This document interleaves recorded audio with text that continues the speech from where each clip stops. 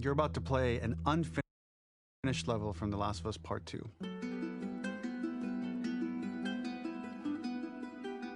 The reason we added this section is there are a few sequences, and we picked the 3 of the best ones, that we cut from the game. Often we build a game that's much bigger than what ends up being the final product. They were months away from being finished, but we wanted to give you an insight of what it's like when we built a game, because often we have this whole thing constructed and it doesn't have final art or audio or dialogue. And here you get to see the building blocks of what it's like when we first string a bunch of these levels together. This is the intro to the first deleted level, and this one is the roughest of the 3.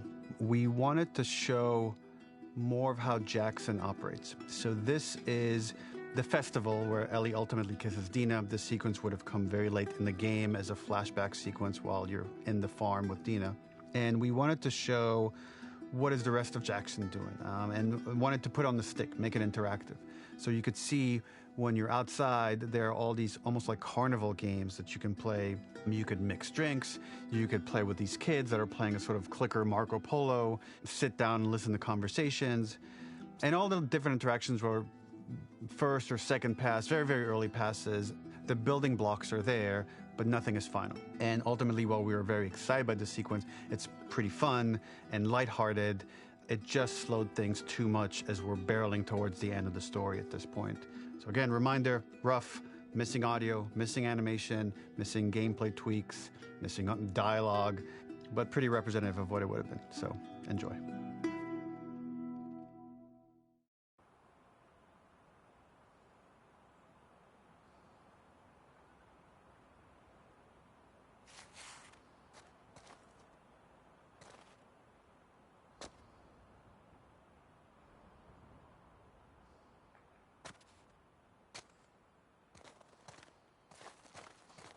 Originally, this level was going to transition us to farm. We would go all the way through to the dance, where Ellie and Dina share their first kiss. Then we would play through farm, and when Ellie plays the guitar at night, she would remember the Seth incident. So, the opening for this was a little tricky. We needed it to match at least a little what you might expect emotionally coming from prior beats, because we were already purposefully disorienting you in time and space. Remember, you just came from this huge fight. To jump straight into it would have been a little too jarring. After some back and forth, we rooted it in Ellie's nerves, calling back to her hands shaking in the theater. But this time, for a much more innocuous reason we'll find out later.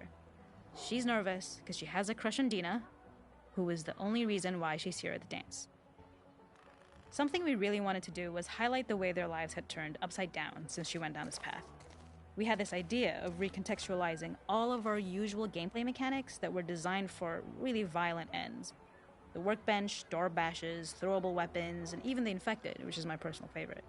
Peppered throughout the level are moments of levity or shared history, all the while seeing how happy and mundane they all were before her huge revenge odyssey.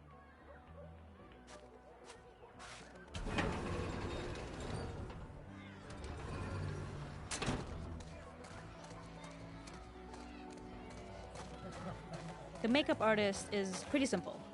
It's one of those little in-game scenes we peppered in to make it feel like Ellie had roots in the town. Hallie, our writer, mentioned that in her mind, an ex-girlfriend of Ellie's tattooed her arm to cover up her scar. So we figured this might be the only time you get to see that.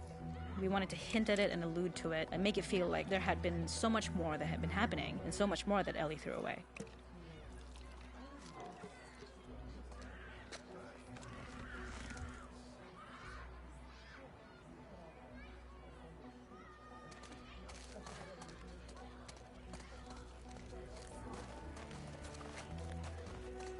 We use our workbench a lot to make a lot of things that kill and maim and hurt people. Here, we had the silly idea of using the same feel, harkening back to the same animations, using the exact same UI to instead fix a drink. Like the workbench, you could pick your base, and then you could add something to it. And at the time, we had some different reactions from Ellie based on how strong you chose to make the drink. Something we wanted to prototype, though, before it got cut, was picking up some ingredients around to add, like a lime or maybe a bottle of someone's favorite whiskey or salt, like you were earning upgrades. We also toyed with having Ellie carry around the drink you made and occasionally sip it, psyching herself up to go talk to Dina inside because she's nervous. It got too noodly though, because she would need to keep placing it somewhere before she did anything. So it would have ended up more trouble than it was worth. It is not a festival without one of these throwing games. This one, of course, uses our throwable system where you're often chucking explosive things or stunning things, but for a more wholesome purpose, although some people take this game really seriously. A fun aspect of this is if you did well, you could win a toy here. Ellie would place it in her pocket. If you had done this, you'd find the toy with JJ, the baby, later back at the farm. When we cut this, the toy made it through anyway because it was so cute. It is the same one you see on the tractor at the farm. Ollie the elephant. This is one of my favorite sections because I think that it achieves both the slice-of-life aspect of Jackson while also being a stark reminder of how dark the world that they live in really, really is. To attract attention and curiosity, one of the kids was supposed to make this adorable, messed up little clicker impression, and the others would giggle. We tried a version where if you got close enough, the kid might try and follow you a little before turning back. Since clickers are blind and move by echolocation, for this game of messed up tag, Ellie must close her eyes and listen for when the children give themselves away. The thought was that these kids are in relative safety. They still grow up with the dangers of clickers and runners, and all those lessons would embed themselves in the games that they play. When the festival got cut, they tried to preserve this moment and move it to the front of the game where the snowball fight is, as a tutorial. However, being in the headspace of a clicker doesn't really teach you how to deal with them. Eventually, it evolved, and they instead made the snowball fight, which was, I think, way more effective. For me, it's character illuminating that not only does Ellie know this game, she plays along. There's a familiarity with the kids that's really nice to see, especially because it's such a difference from the Ellie we see later, who has a sort of hollow normalcy that she's trying to get with JJ. There's a hidden spot at the back that was just a bit of fun. It was highlighting Jackson's normalcy with something we would find in a real world. In the back, you would find teenagers finding some alone time with each other in a dark corner of a party. It was rewarding the player for peeking into a hidden corner, but ultimately redirecting them back to the festival. We also had versions of them smoking weed here, despite Maria's consternation, probably having gotten it from Eugene.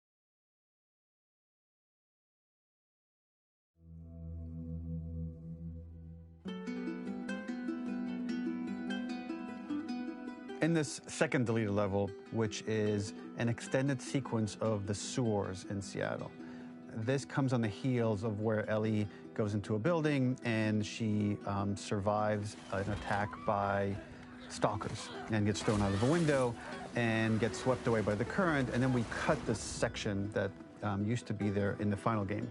Now you will get to play it. So this was a way to get a bit more interesting puzzles, interesting traversal, figure out how Ellie can navigate the sewers with the fighting current. Ultimately, with a lot of these levels and these sequences, the reason why we cut them were for pacing purposes. But here it is for you in this very kind of raw form that part of it will feel finished, parts of it will feel like assets are missing as far as audio, animation won't be final. But it's a glimpse into what a game looks like when it's months away from finishing. Enjoy.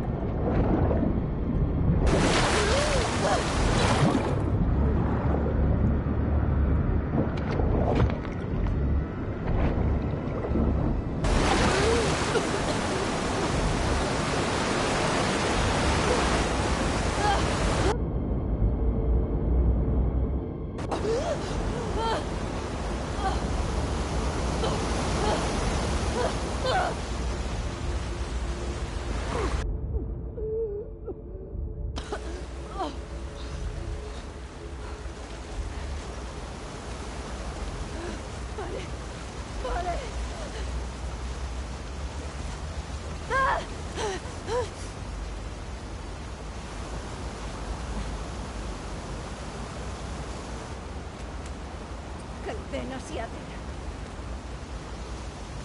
Vale. ¿Dónde narices estoy? The ladder acts as an immediate goal for the player, but being able to climb out is not going to be so easy. To keep levels interesting and engaging, we alternate between positive and negative values the player experiences. Here, it's a positive to have found a ladder, but then a negative to discover it's not the solution. But then another positive to identify the next short-term goal of the doorway. By alternating between these opposing values, we give players what they expect, but not how they... This level, internally known as Find Nora, was quite long in duration as we had to make Ellie traverse a far distance to the opposite side of downtown Seattle. The sewer section was originally longer than what we released the game with, approximately 10 minutes more. This was one of the few areas of the game that used water flow as part of a traversal puzzle. The player has to go upstream to use the current to get to the platform to reach the other side. We mostly cut this mechanic game wide, however it remained in essence in the section swimming to the aquarium as Ellie, when you were avoiding the waves.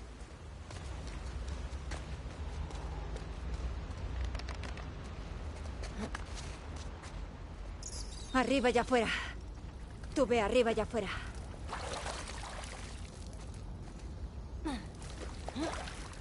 Joder. Vale. Mantén la calma, Ellie.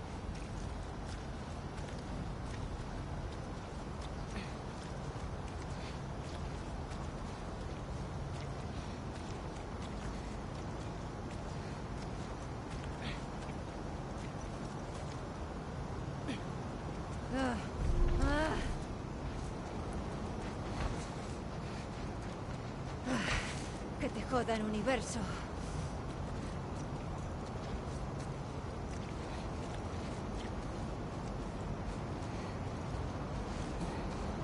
Menudo sitio de mierda para morir.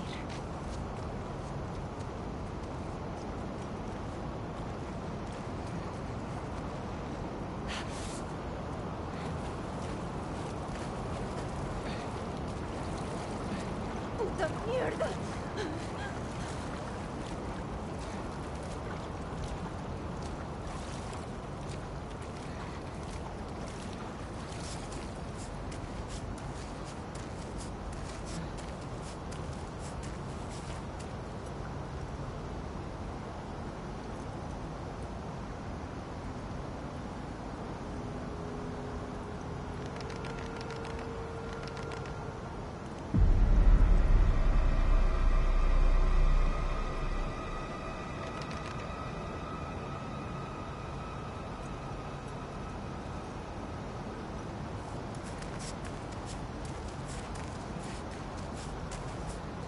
¡Ah, mierda!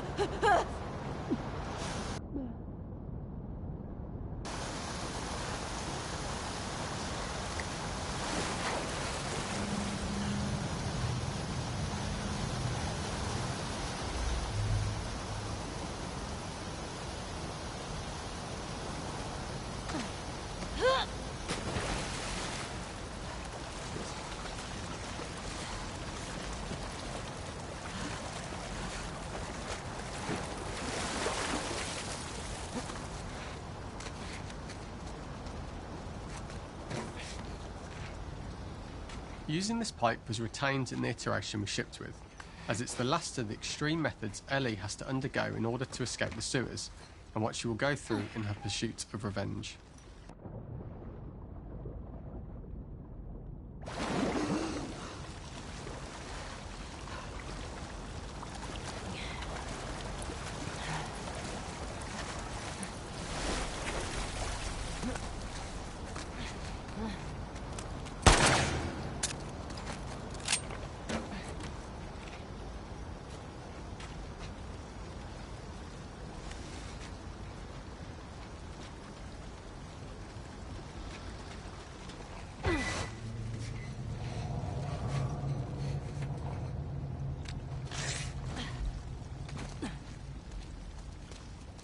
The last ladder climb is quite lengthy, and although we could have trimmed it down to a shorter climb, we liked how this last segment of the journey built anticipation for whether there was success at the top or not after all you've been through. Ultimately, the ladder exits out into the subway station, which is how it connects in the final game.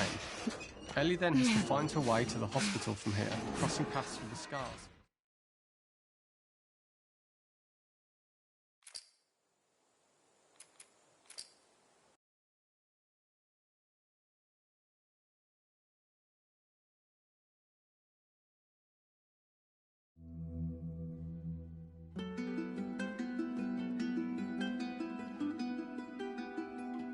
For this third and final deleted level, what we call the boar hunt sequence, this was a sequence pretty late in the game. It was right after the whole Seattle Abby sequence where Abby spares Ellie. And then we wanted to come back into Ellie's story, but keep it a bit mysterious of how much time has passed, where is Ellie now? So we're coming in on Ellie, and she's following a trail of blood. And we wanted to mirror, in a way, the deer hunt sequence from the first game, but this time do it with a boar. And there's something with Ellie that now she can't let go of this violence. She's pursuing it, even against this innocent animal.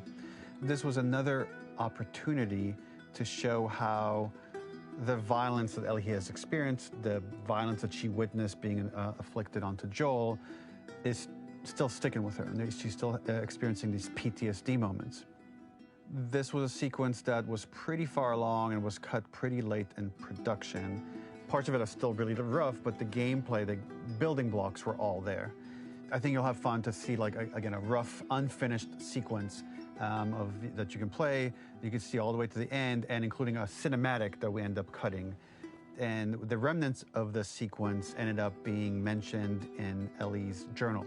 So this part of the story that we developed still made its way into the game as kind of optional stuff that you could read about, but here you get to experience it. So as a reminder, this is pretty rough, months away from being finished, but you get to see it now.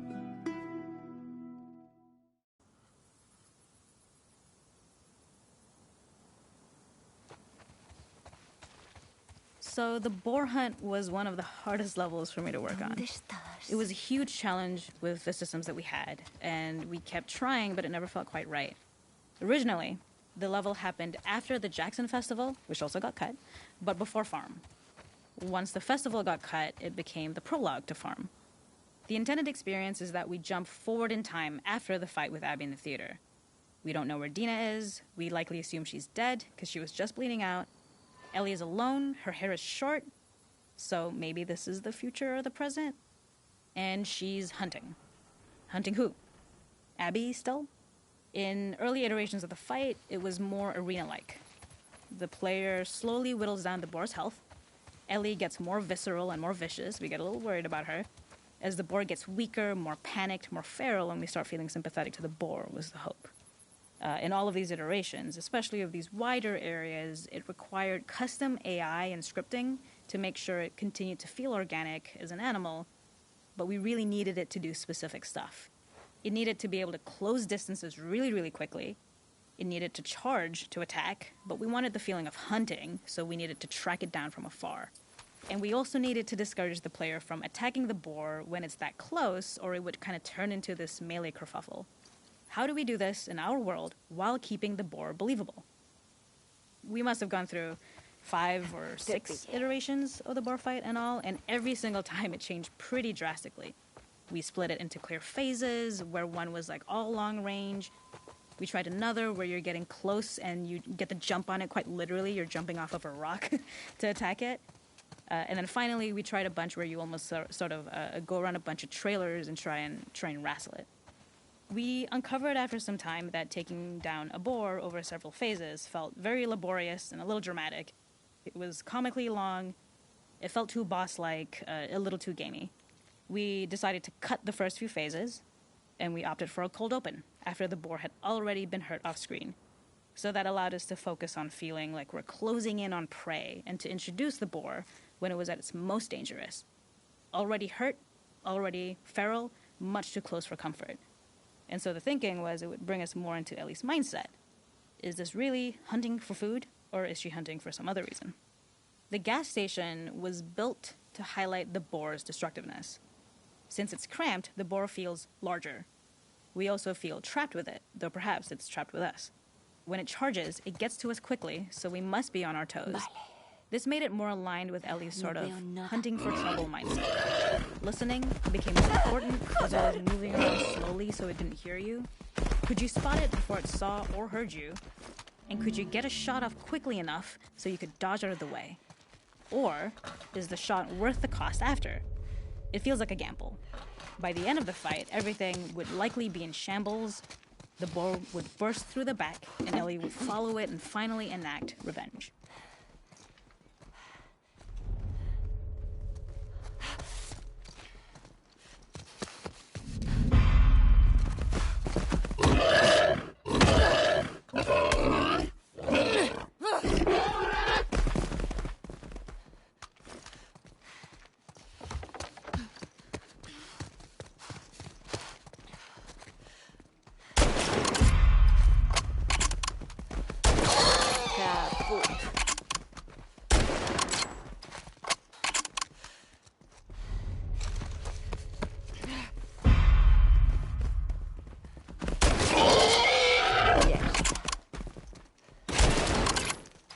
No hay de dónde ir.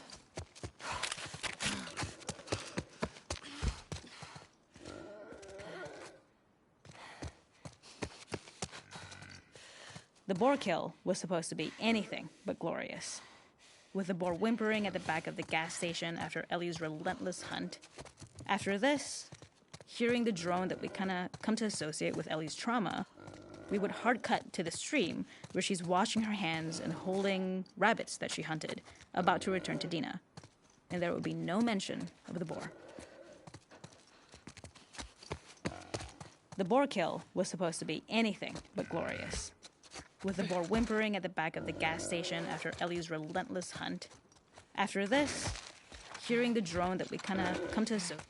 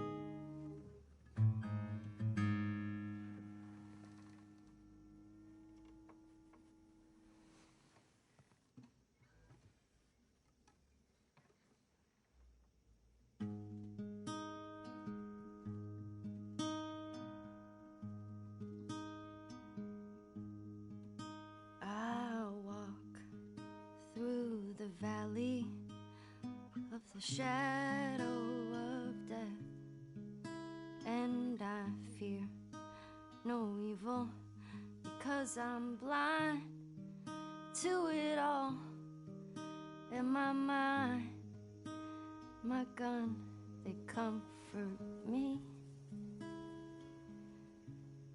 because I know I'll kill my enemies when they come. Surely goodness and mercy will follow me all the days of my life, and I will dwell on this earth forevermore.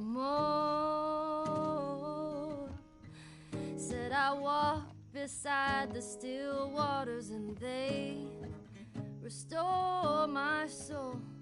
But I can't walk on the path of the right because I'm wrong. No, I can't walk on the path of the right 'cause I'm wrong.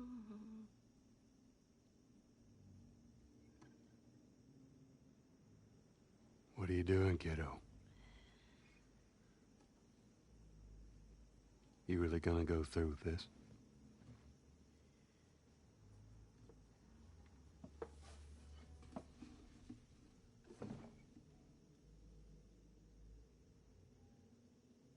I'm gonna find, and I'm gonna kill every last one of them.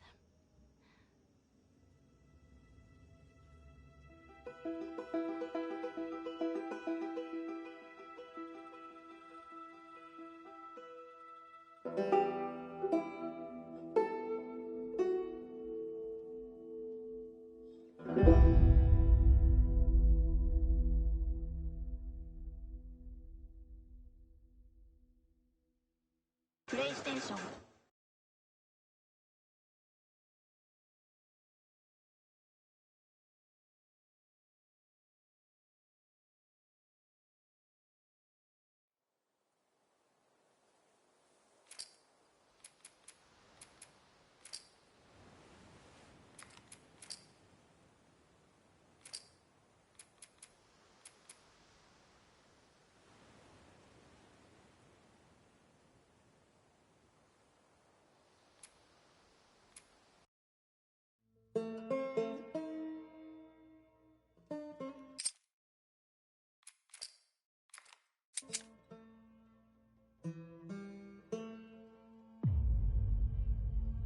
This is the longest, most ambitious game in the studio's history. My hope is it's going to make the first game even greater. That's the thing I love about the beginning of a project. It's like, it's all optimism. This is going to be the game that I always dreamed about making. Let's do something new. Let's take risks. Let's kill Joel right away. Let's just kill him. Yeah, I was like, what? Yeah, let's do it. You're gonna piss a lot of people off. The scope on this game is extraordinary. I'm confident in the game if we finish it. I'll be frank, it's not looking great. I'm feeling burned out. I can't crunch like I used to. We started having these leaks. It was awful. There were a lot of days where I would just cry. And then there's these rumblings of this pandemic.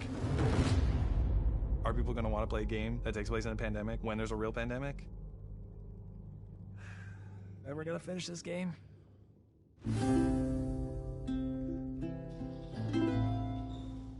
It's a marathon, it's not a sprint. Keep the faith. When we come together, when we do this thing that people outside the studio talk about, like this Naughty Dog magic, this is what it looks like.